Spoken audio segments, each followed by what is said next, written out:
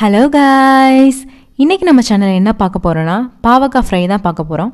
அதுக்கு முன்னாடி சேனல் என்ன சப்ஸ்கிரைப் பண்ணலாம், சப்ஸ்கிரைப் பண்ணிக்கோங்க. வாங்க வீடியோக்குள்ளே போகலாம்.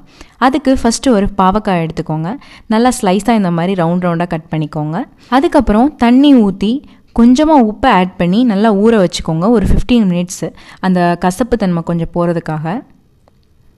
அதுக்கப்புறம் நல்லா அந்த தண்ணியை நல்லா ட்ரைன் பண்ணிவிட்டு எடுத்து வச்சுக்கோங்க. நல்லா வடித்து எடுத்த பின்னாடி அதில் கொஞ்சம் உப்பு, மிளகாய் தூள், மஞ்சள் தூள், தனியா பவுடர், சீரகத்தூள், அதுக்கப்புறம் கரம் மசாலா இது எல்லாமே போட்டு நல்லா மிக்ஸ் பண்ணிக்கோங்க, எல்லா பக்கமும் ஸ்ப்ரெட் ஆகிற மாதிரி. அதுக்கப்புறம் கார்ன்ஃப்ளவர், கடலை மாவு இதெல்லாம் உங்களுக்கு தேவையான அளவு போட்டு நல்லா மிக்ஸ் பண்ணிக்கோங்க.